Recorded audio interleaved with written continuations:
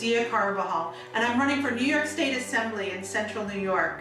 Just like you, I call it home.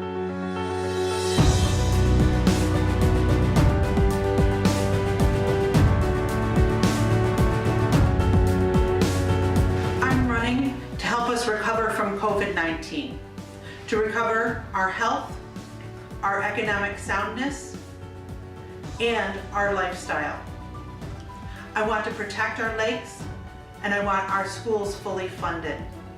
I humbly ask for your vote on November 3rd or during the early voting period starting October 24th. For more information, please go to diafораssembly.com.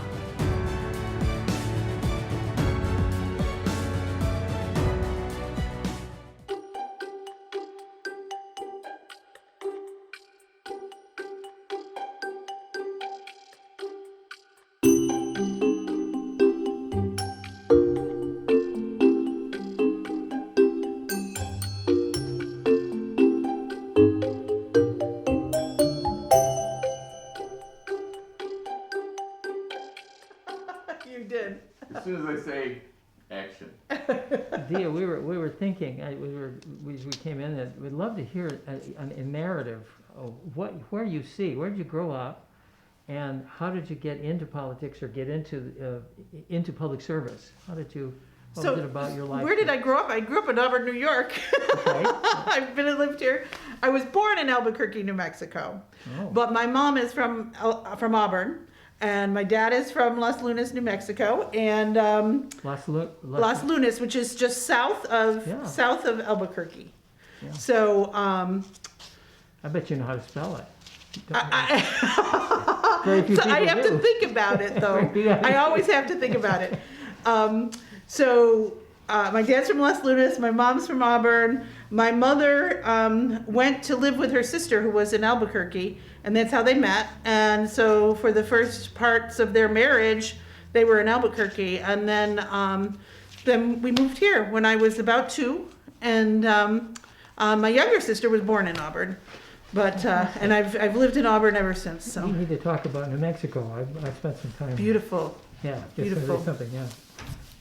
Well, so you grew up too. You went to local schools. Yeah. Your family, were they public service, anything like this? Yeah, and the New Mexico side, not on the Auburn side. Yeah. So I have my father's cousin was a state senator in New Mexico. Oh. His uncle was town justice for years and years. So yeah. So you kind of had this a little bit in your blood. Yeah, and actually my cousin's husband right now is the mayor of Las Lunas. I'm going to have to look for that in the map. I don't remember Las Lunas. I went north. There's a jail in Las Lunas. If you're a fan of, what's the show that's filmed in Albuquerque? Breaking Bad? Uh-huh. Breaking Bad is, and there is a show, an episode called Las Lunas because some of the criminals are in that jail. Maybe you went to high school? Auburn High. And then... CCC? You went to community college? Community college, and then I went to Syracuse University. And studied what? I was a math major and an education major, math and education, and I have my master's in information resources management from Syracuse University as well. Ah, so you were thinking about being a librarian or something? No. Information resources management with a management kind of tilt. So more along the lines of information technology. So you're already thinking of heading off into management in some way. I was at the time. What did you want to manage? I was into some information technology businesses. I worked for Auburn Cablevision at one time. I worked for Relapse, yes. and I worked for an outfit called Applied Theory and Tellergy, which was information technology and networking, telecommunications. So when did you get involved? When did you get public service? When did you start joining nonprofits or getting active in So, community? so I was always involved in the arts. So I was involved with the Auburn Players, with the Cuyahoga County Arts Council. So I was on those types of You were president boards. of the Arts Council for here. President of the Arts Council. I was president of the Auburn Players Community Theater. So, so that's where I kind of got, you know, my feet wet on boards and committees and fundraising and those types of things. Politics always was in the background. It always was an option, right? So I'm school teacher, taught math at Auburn High School. I worked in telecommunications for several years, but then I came back to teaching, and I teach at Cuyahoga Community College. I'm a professor. Yeah. And again, you know, so I was on those boards, and my son was in school. He was in school, and he was, I don't know, 4th or 5th grade, and they had all these volunteer activities that you could become involved with the parent-teacher group, and you know, you could become a class parent and all of these. And one of them was you could be on the, I forget what the name of it was, but it was a committee. It was and you got to interface with some other people. And I wrote down that committee. I want to be on that committee because that's up in my world. And when I put that down, the principal said, well, we don't have that committee at the school. And so she said, why don't you join the PTA? And I'm like, well, you know, I'm not good with bake sales. I'm not good with, this is not my wheelhouse, right? I wanted to be on a committee of parents that, you know, I don't know, talk a lot, offer suggestions for the school. But that wasn't going to happen. So I went and I was on the parent committee for, I don't know, 1 or 2 years. And then there came a point where a district-wide parent council committee was forming, and they wanted to have a representative from each school building go to the district administrative offices for this meeting, and none of the other parents wanted to do it. Mm-hmm. So I was like, okay, I'll do it. And so I went and I listened for a while, and that's there were some real pressing issues that kind of spurred me forward, and then I ran for school board. So that's where the start came from. It never was not a possibility. You know, it always was something that I could do if I wanted.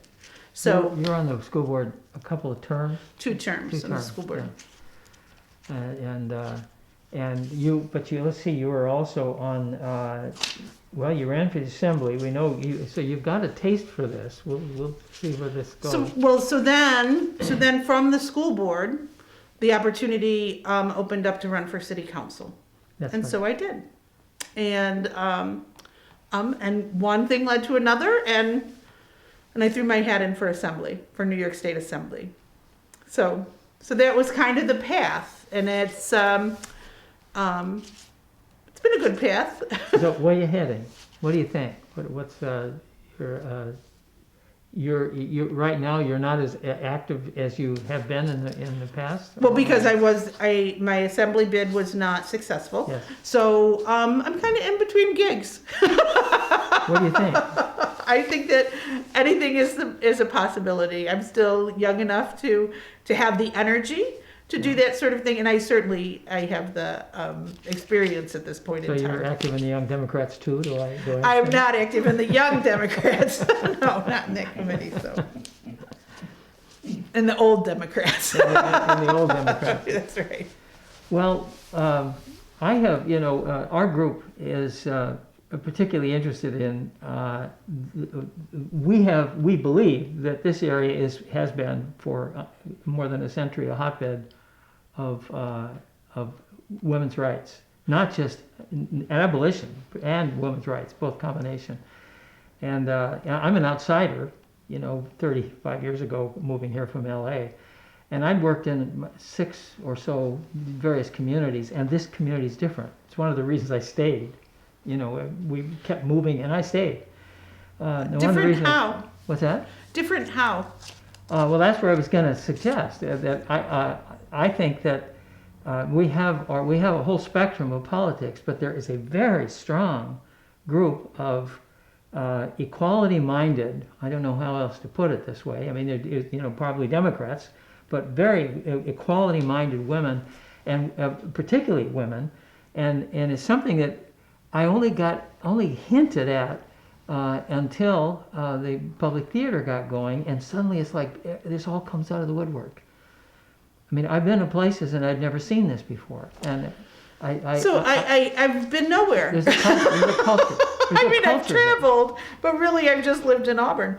So I don't know, when you say it's different, this is, for me, it's just the way we are. So it's not different for me.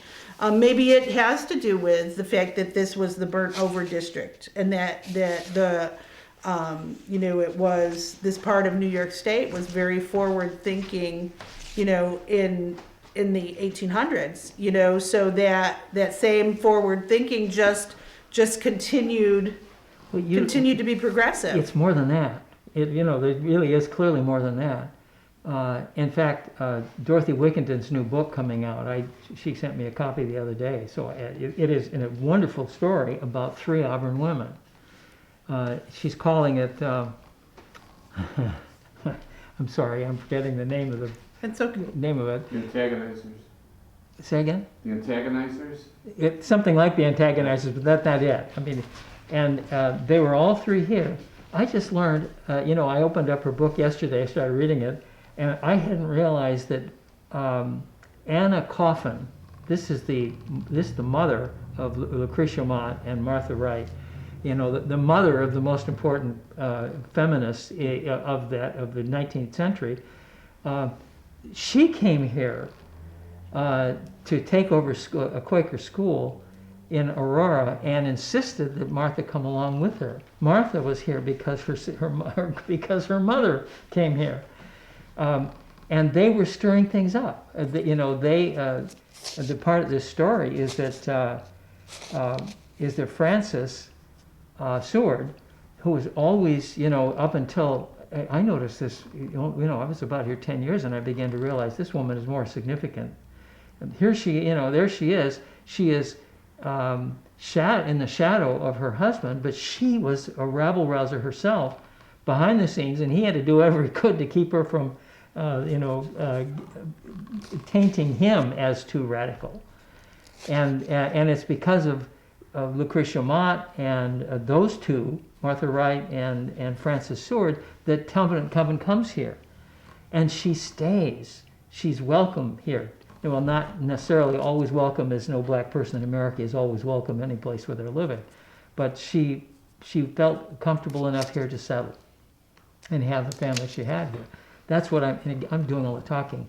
Right, no, it's quite interesting. So, I mean, there's a reason that we are, just a few miles down the road from the National Women's Hall of Fame, because This is where it happened, because Seneca Falls is where it happened. Well, Seneca Falls had happened because Martha Wright went over to with her sister, who was here, Lucretia Mott, to go visit Elizabeth Cady Stanton, because that's happened to be where Stanton lived. And so they decided to pick a church there, but it could as easily have been in Auburn. In fact, there were certainly more women activists in Auburn than there were in Seneca Falls at the time.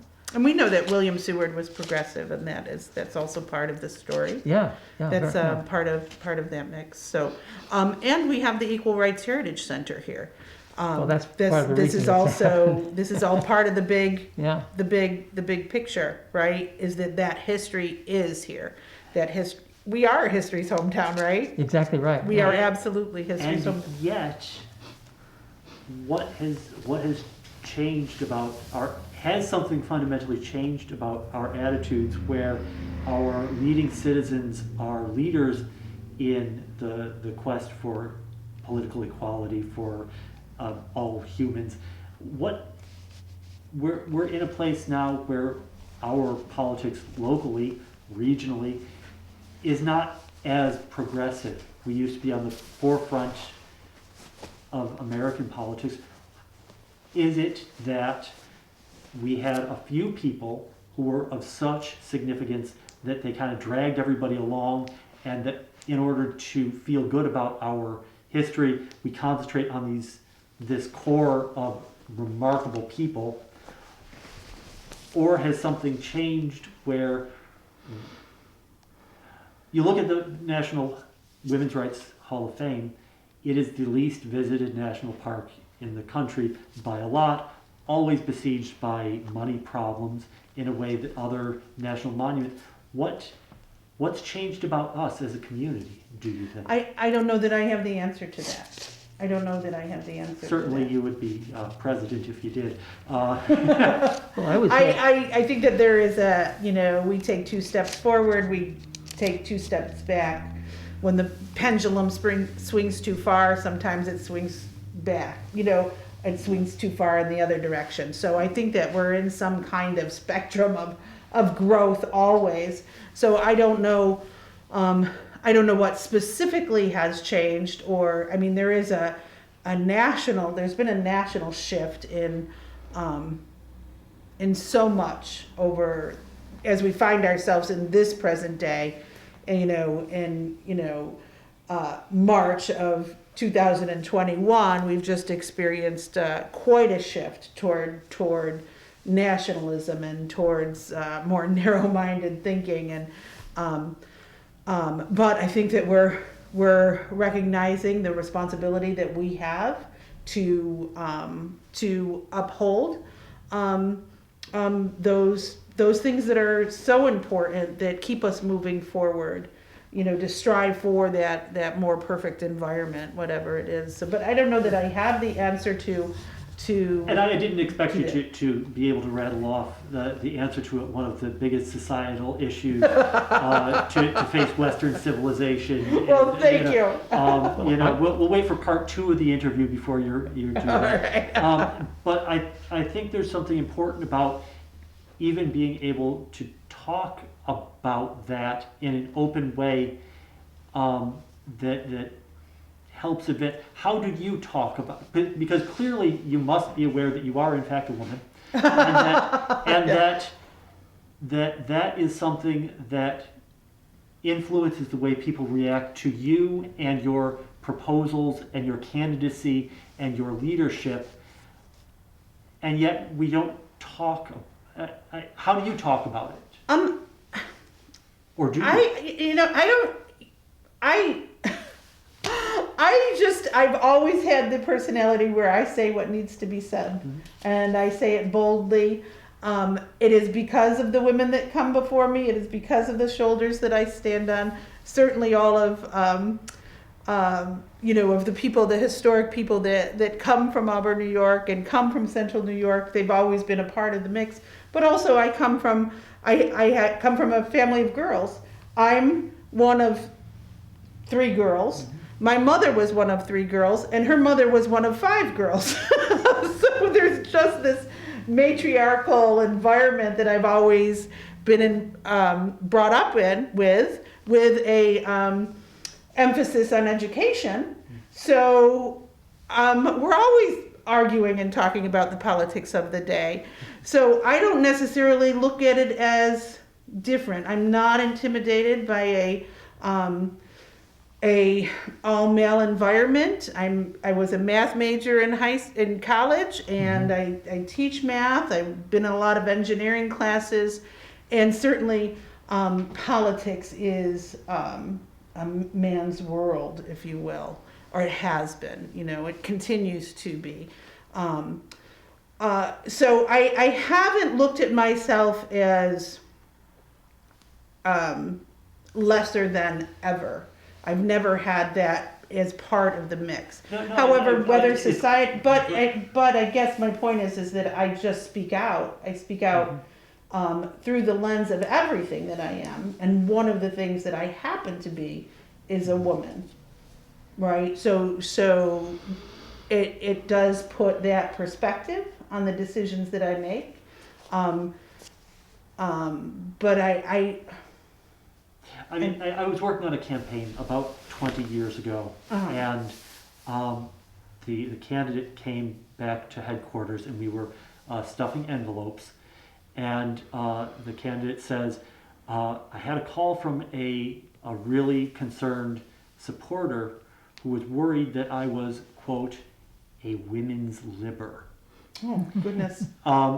And so even though you strive in your way, others, even if you don't see yourself as a lesser, that there's a mindset out there that others have. How do you, I guess it's hard to, I guess, that's true. How do you talk about how do you communicate with people who hold that other point of view?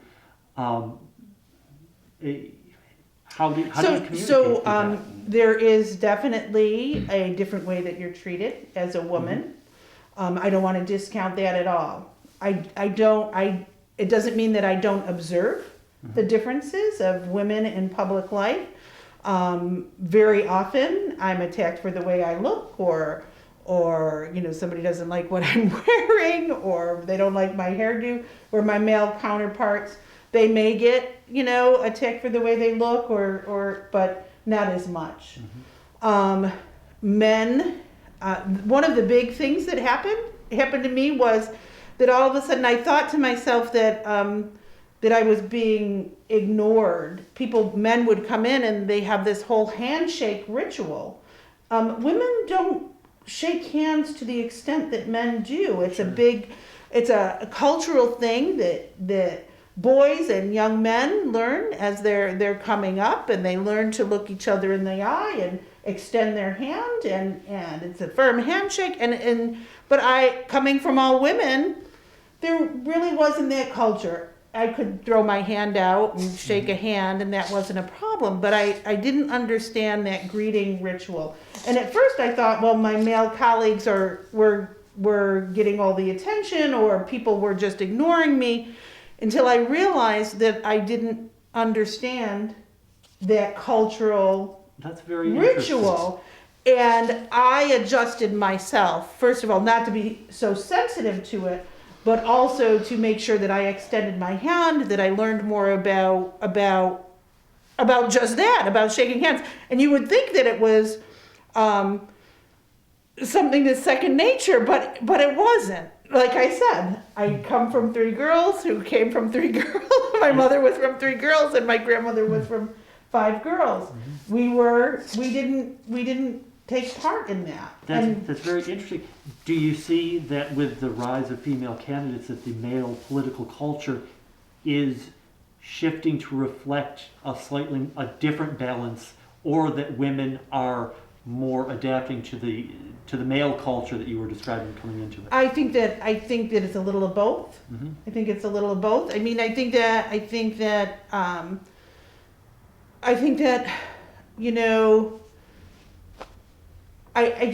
a little both. I think that women are feeling more comfortable in these environments and changing to adapt to existing ritual that perhaps we didn't understand, but men are as well, right? Because they're just they're not used to having women around who are comfortable with expressing themselves, and we need to speak out. Women need to speak out. They need to be heard, but more importantly, they need to allow themselves to be heard and to change the culture. When women leaders speak up, we're not very used to hearing from women, and so we have to, as a society, just get more and more used to that. So some of the strong women leaders right now, sometimes they are not accepted for the strength that they have. I think of Nancy Pelosi. Do you think sexism is a problem? Oh yeah. What do you say to a person who just doesn't buy it? It's a male who doesn't understand or doesn't believe that there's sexism. What do you say to a person like this? I don't know that they say, Dia, sexism isn't real. What makes you think it is? What do you say to somebody like that? There are differences in how I'm treated. We just spoke about this idea of handshaking, or when someone speaks to the man in the room before they speak to the woman in the room. But is that a problem? Oh yeah, that happens quite quite Why is it a regularly. problem? Pardon? Why is it a problem? I'm trying to do devil's advocate. Oh, you're trying to do devil's advocate. Well, it's a problem just because you need to be heard. In the world, in our society, there is value in being heard, being taken seriously, Has this being affected you? respected, and being met as an equal Yeah. is an extraordinarily important thing for As an equal. us. Has this affected you? Can you, in your running for office or board chair that you were on, has this been a problem for you? I don't let it be. I can't fix everything. So I don't dwell on it. Where I can help it, I do. I try not to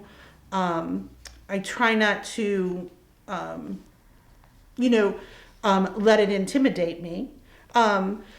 So is it a problem? Yes.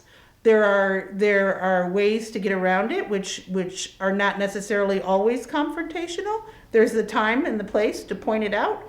There's the time and the place to build the relationship in spite of recognizing that is happening and that exists. Because the reality is, in these places of leadership, you cannot go it alone. You have got to have friends. There's got to be consensus. There has to be trust, and you have to move forward together.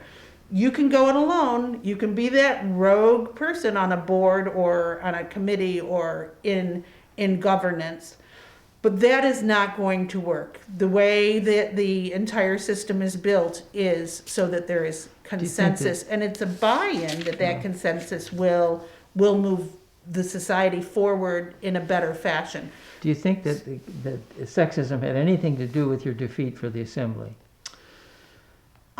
I don't know. The biggest thing that had to do with my defeat for the assembly is the lopsided district makeup. It is heavily a Republican district, and so that is what had the most to do with it. Dare I say, gerrymandered. Did you have any experience with anything during that campaign that made you think that sexism might have been a part of it? My campaign for assembly was like no other because it happened during COVID. So there was no door to door. There was limited personal interactions. So as a result, I can't say I can't say that at all because of the limited interactions that we had. Everything that happened on Zoom. How about the city council defeat? You know, you were on the council, and as far as I could tell, you were doing a good job, but you were defeated.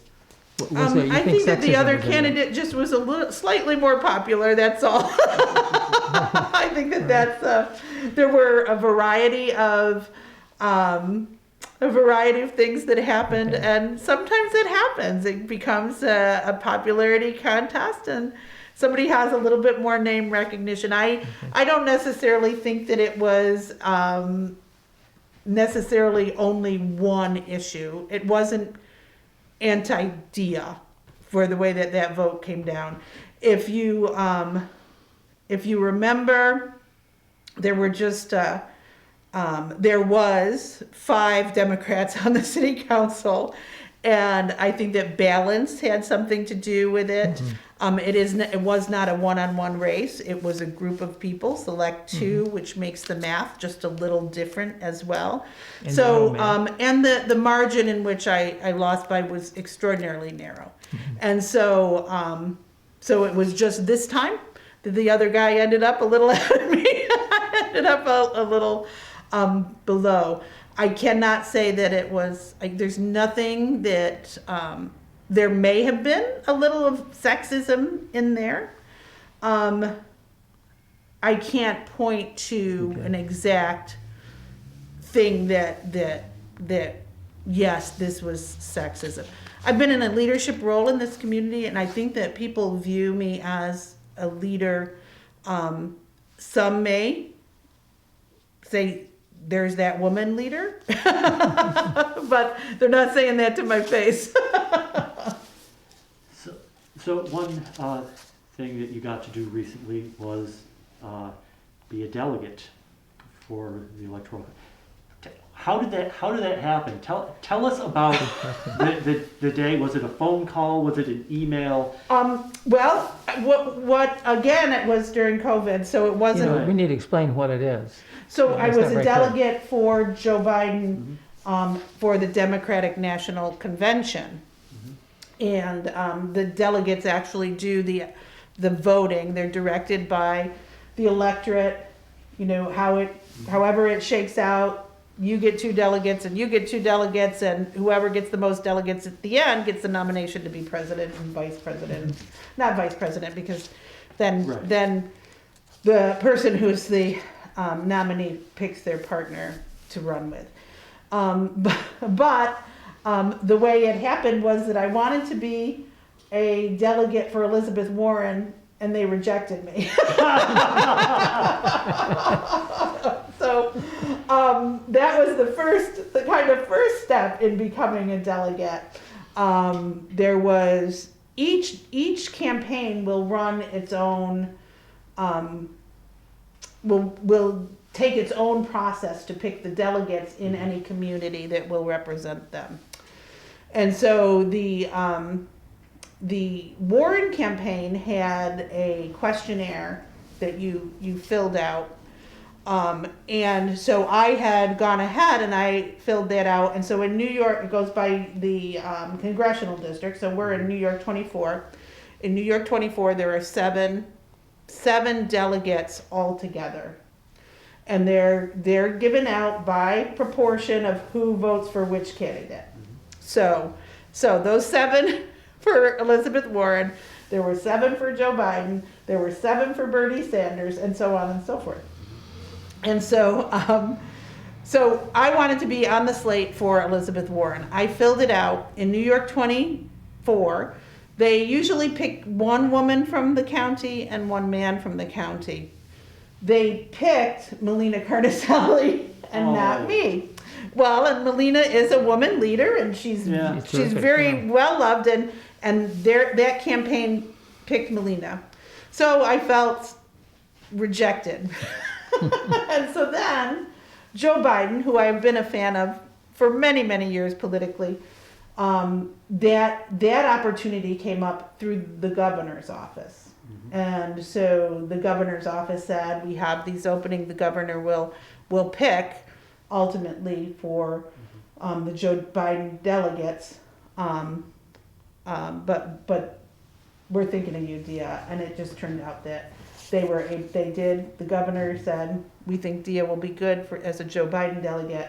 Then we had to petition. We went out and got petitions for the 7 delegates all together. I chased you away from my house. And then we got on the ballot, and then people in New York 24 during the primary, they voted for their candidate, but then they also voted for delegates to represent the candidate in the primary. And so Joe Biden ended up with all 7 delegates. So I got to be a delegate to the National Convention. The National Convention was like no other. Now I thought it would be great, right? So I thought to myself, well, it's gonna be in Milwaukee, and we'll be drinking beer and wearing funny hats, and there'll be politics. It's like, this will be great, right? Yeah. This will be so much fun. But because of COVID, it became this virtual convention, which wasn't exciting in the same way. It was a lot of Zoom calls, and but it was eye-opening, and it was exciting in kind of a different way, you know?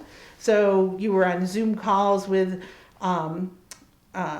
just very well-known politicians from New York State, like the Attorney General was on one phone call, and then another phone call there was Chuck Schumer on a Zoom call. Of course, they don't see me, but I'm kind of in the same Zoom call with these national politicians and these local politicians, and so it was a nice mix. It was a wonderful experience. I hope I get to do it live and in person someday. You're stepping into the shoes of Will Dapping. You ever heard his name? No. Will Dapping was the editor of the Citizen, He worked at the Citizen from 1905 to 1962. It was like, Forever. almost, forever.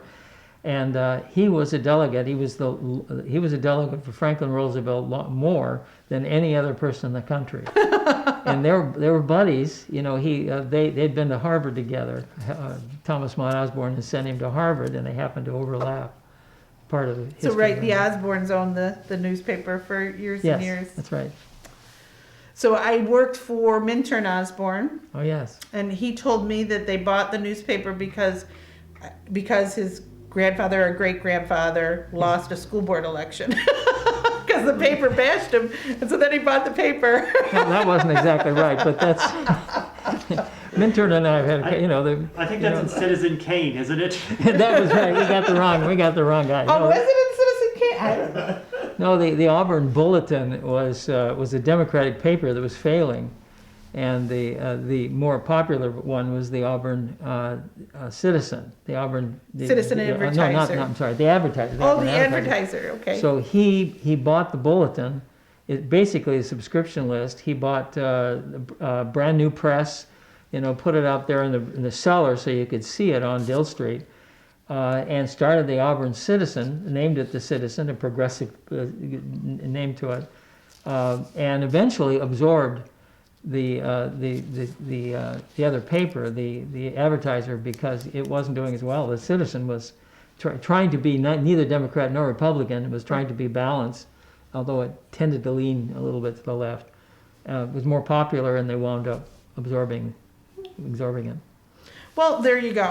I was wrong. But you're in the footsteps of a presidential.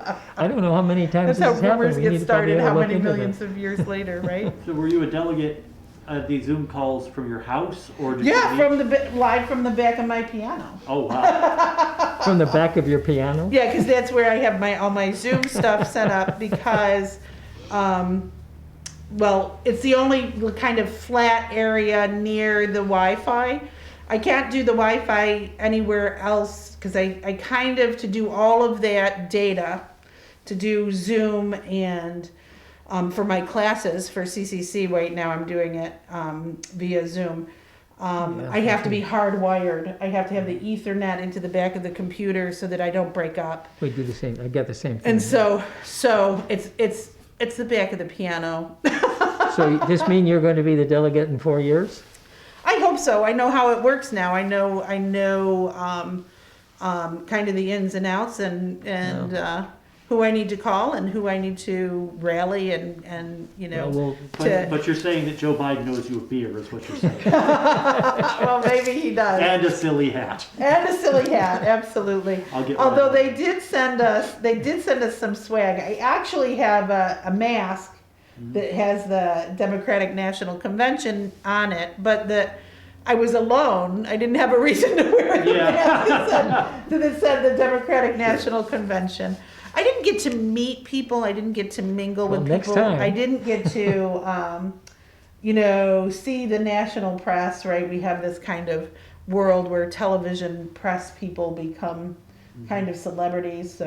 So maybe I could have got Rachel Maddow's autograph or met Joy Reid.